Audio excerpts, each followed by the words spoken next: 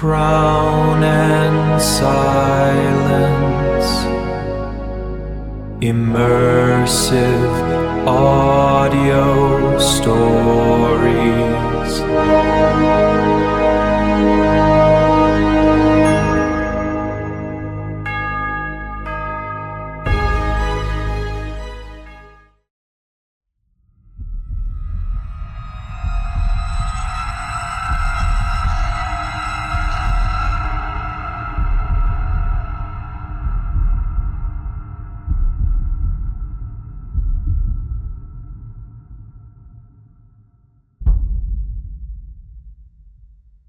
She forced her feet to move. The thick Turkish carpet swallowed the sound of her steps, but not her fear. Her heart beat loud, so hard it vibrated in her chest as if each stroke wanted to break free, to flee the room, to flee him, to flee what she had agreed to. She drew closer to the bed. The air around him was different, saturated with warmth and scents that reached her as deeply as hands. The heavy sweetness of sleep, the whiskey from the night before, and his skin, warm, salt, dangerous. She set the silver tray down on the bedside table. The porcelain clinked faintly. The coffee steamed, releasing a suggestion of cinnamon, a mild scent that felt almost mocking in the suffocating warmth. On the tray lay the rose he had ordered, alone, blood red, like a marking, like a promise, like a warning. He moved, not much, just a shift of weight, a slow extension of his arm, but it was enough to make her body go rigid. His hand did not reach for the coffee cup. It reached for her. His fingers brushed lightly against her wrist. It was not coincidence, not courtesy, not accident. It was calculation. The heat from his skin was immediate, a shock that shot up through her arm and lodged in her throat. The entire room felt suddenly smaller, closer, as if the walls had crept inward to witness what was happening. "Good morning, Grace," he said. His voice was hoarse from sleep, soft at the edges, but beneath it lay something hard, something that made her breathing shallow and short. Lily froze. She did not withdraw her hand. She did not dare. She could not. He sat up fully. The silk sheets slid down over his hips with a soft, sweeping sound that made her pulse beat in her throat. The firelight licked across his chest, traced shadows into every contour of muscle and bone, as if the light itself were trying to shape him into something larger, more dangerous. Before she could move, before she could even draw breath deeply enough to think, he seized her hand. There was nothing gentle in the grip, no hesitation, only warmth and strength, and an absolute control. His fingers closed around hers, wounded and trembling as they were, and everything inside her went rigid, as if her body no longer belonged to her to command. "You wake me like this every morning," he said quietly. The words fell like something she was being made to carry. "And then you dress me." He did not release her hand. On the contrary, his thumb drew slowly across her knuckles, as if examining them, as if weighing them, as if he already owned them.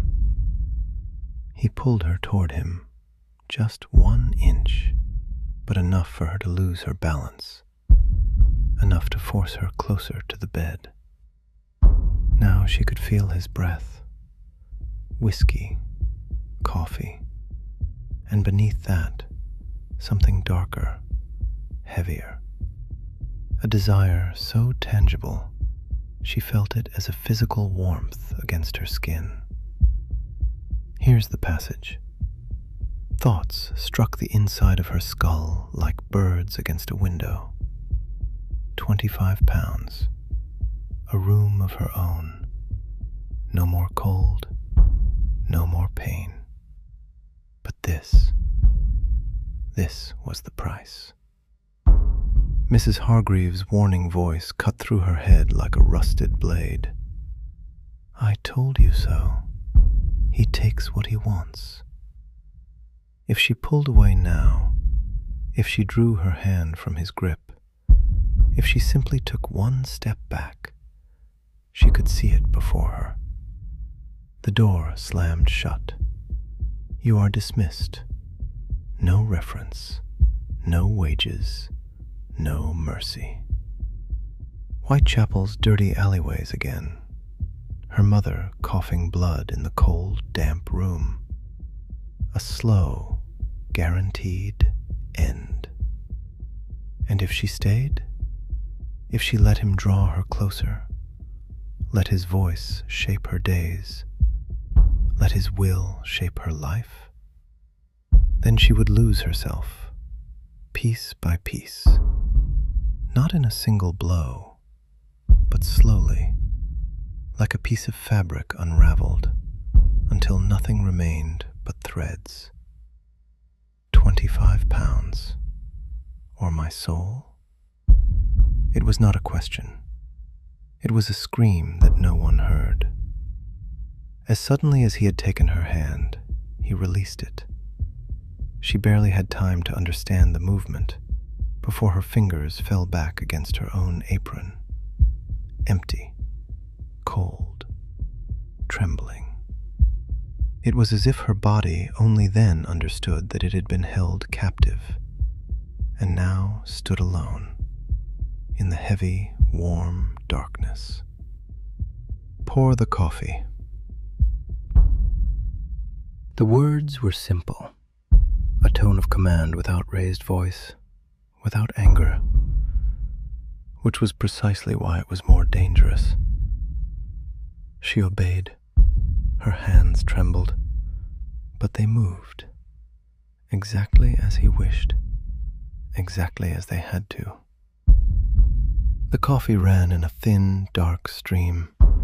The steam rose toward her face, mingling with the heat from the fire and the scent of his skin, until everything felt like a cloud she could not pass through. She did not spill. He took the cup from her hand, but did not drink. He simply held it, slowly, as if savoring the warmth against his fingers, and he looked at her over the rim of the cup. A gaze that moved from her eyes to her throat, to her hands, and back again. That gaze owned her, not by force, but by the absolute certainty that it could. Good girl, he said quietly. Now, dress me. The fire crackled, as if confirming his words. Lily curtsied, silently, almost mechanically, but her heart was racing like a frightened animal in her chest. She knew what he expected, what lay within the words. Dress me. She took the shirt from the chair. The linen was freshly pressed, carrying a faint scent of coal and cedar. The fabric was cool against her hands, an ice-cold contrast to the heat from the fire and the heat from him. When she turned toward the bed, he was already sitting upright, like a king upon his throne, the morning robe sliding from his shoulders as if it had grown tired of concealing him. His gaze followed her every movement, not predatory, something worse, like a man accustomed to the world arranging itself according to his will. Lily stepped closer, calmly, softly, but inside her, everything was screaming. She felt her knees threatening to give way, not from fear alone, but from the heavy, pressing mixture of heat and shame and hunger and survival. She held out the shirt. Her fingers grazed his shoulder as she lifted the fabric over him. His skin was warm, alive, almost too warm, as if he carried the fire's heat beneath his skin. The brief contact sent a jolt along her arms so sharp that she lost her breath. She tried to pull her hand back, a reflexive, burned movement, but his voice stopped her before she had even blinked. "No," he said quietly. "Continue." So she did. Her hands smiled, a lie she carried through the movement, but they no longer trembled. They worked. They obeyed. She fastened each button with slow, precise movements. She felt every second, every heartbeat, every centimeter of air between their bodies growing smaller and smaller. When she was finished, she was standing so close that she felt his breath against her throat, and she understood that he noticed precisely everything she was feeling, precisely everything she was trying to conceal. The clock was approaching 7 when she was done. She stepped back from the bed in small, controlled movements, as if each step risked waking a sleeping predator. She felt his gaze in her back, heavy as a hand between her shoulder blades, directing her, without him needing to rise. She reached the door. Her fingers trembled as they gripped the handle, not from exhaustion, but from the strange, burning mixture of relief and shame that ran through her body. She opened the door, stepped out, closed it carefully behind her. The door fell shut with a soft, oiled click. It was not the sound of a door closing. It sounded like a cage being locked, like a future slamming shut before her. Lily stood there in the corridor's dim light, heart hammering, the new silk uniform cold against her skin. She breathed in and understood that from this morning forward, there was no way back. His boots echoed away through the corridor.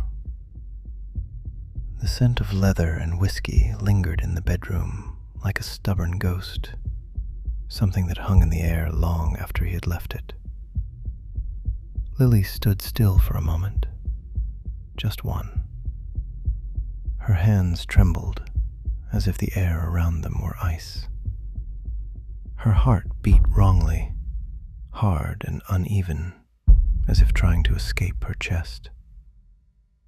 She seized the silver tray and moved into the room beside his, the study. Inside, everything was still. The fire had died during the night. The ash lay like a gray membrane across the hearth. She knelt down, laid fresh wood on the embers, and blew carefully. The smoke rose like a bitter breath, and the warmth coaxed from the ash colored her cheeks faintly red. When she rose, she saw the room with new eyes, everything in perfect order, papers arranged like soldiers, silver pens, crystal bottles filled with ink, heavy as black blood. It was then she felt the uniform. She ran her hands along the sides. The black silk was smooth against her skin, but it sat too tightly, too revealing. This was no fabric for work. It clung to her, drew in at the waist, pushed up at the chest, marked her hips as if she were an object to be examined. The apron of white batiste was so thin that the light passed almost straight through it. A thought she did not dare to fully form struck her hard. This is not a uniform. It is a trap. The door flew open. She flinched. Lord Harrington stood in the doorway, now in riding clothes, his boots gleaming with wax, his hair disheveled from the morning cold. He filled the room with a single glance. "There is a great deal to be done today," he said, low but sharp. "You keep pace." Lily curtsied. "Yes, my lord. What do you wish me to?" His gaze moved over her, slowly, methodically, from the cap in her hair, along the white collar, over the laced waist, down along the skirt. He regarded her the way one examines an animal before determining its worth. "We have no new housekeeper as yet," he said, "so you will suffice. Fetch the gardener, Mr. Wilkins. He accompanies me to the village, immediately." Lily ran. She gathered the silk skirt to descend the servants' staircase, a ridiculous, worthless fabric for work. She pushed through the kitchen. Mrs. Poole looked up from the dough and cast her a glance that could have pickled cucumbers. "Where is Mr. Wilkins?" Annie glanced around and leaned closer. "Behind the shed," she whispered, "hiding, as always." Lily did not hesitate. She threw herself out through the kitchen door. The moorland wind cut through her apron, carrying with it the smell of earth, cold, and something half-rotten. She found him where Annie had said, slumped against the wall of the woodshed, face red, an empty bottle beside him. He was snoring heavily. A cold, clear fury burned away every trace of exhaustion, every trace of fear. Here he sat, a man with a secure position, a roof, a bed, while she dragged herself bloody for breadcrumbs and a day's wage. "Mr. Wilkins." Her voice was harder than she had ever heard it. He mumbled something. She shook him. "Mr. Wilkins, on your feet. Lord Harrington is waiting." His eyes fluttered open, empty, glassy. She hauled him upright. His arm was heavy as dead flesh, and the stench of gin was a wall that struck her full in the face. She practically had to carry him. The filthy coat stained her uniform, and her hands turned black with dirt and old grime. Lord Harrington was waiting at the servants' entrance, arms folded, his face a mask of ice. He looked at Wilkins, then at the dirt on Lily's thin apron. His gaze narrowed, hardened. "What is this?" The voice was low, lethal. He pointed with the silver knob of his cane, not at Wilkins, at the stain on her dress. "My private attendant, soiled as a stable girl, on the very first day." Shame burned in Lily's cheeks, unjust, searing shame. I had no choice, my lord. He was hiding, and I..." "Silence." The word cut straight through her. "You do not interrupt me. Ever." Lily fell silent, her gaze to the ground. But inside her, something began to stir. An anger she had not been permitted to feel before. an anger with no outlet. He turned his back on her. She meant no more to him than the wind. From the shadows stepped the gamekeeper, Mr. Hargrove, a giant in tweed, jaws that could crush stone. "Hargrove," said the Lord quietly. 5 strokes on the hands. Wilkins began to weep immediately. No, my lord, I beg you." Hargrove was in no hurry. He took Wilkins by the collar, like a child, and pressed him against the chopping block, wrenched his hands forward. Lord Harrington raised the cane. The blow landed. The sound was clean, hard, violent. Lily felt it in her spine. A sound of power. Without hesitation, Wilkins screamed. The blow landed. The blow landed. Tears ran down her temples, even as she turned her head away, but the sound she could not escape. The blow landed. The blow landed.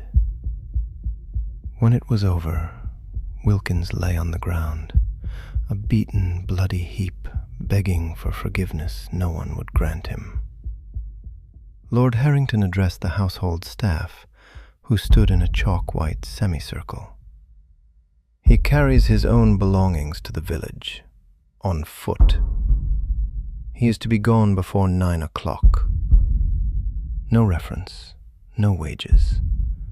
A social death sentence." He turned back to Lily, his face undisturbed. "You failed to keep yourself presentable." He took one step toward her. She could not move. "But," he said it quietly, almost too privately for the world to hear, "you found him. Well done."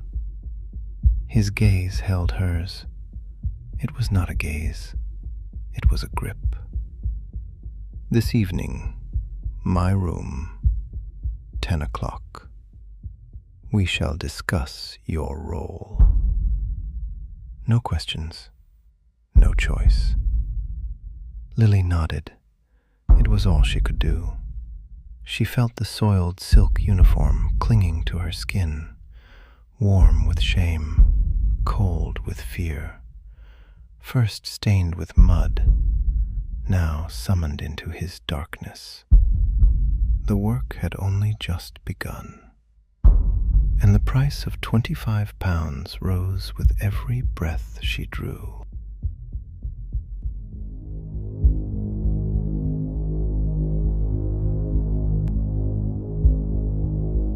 Crown and silence, immersive audio stories.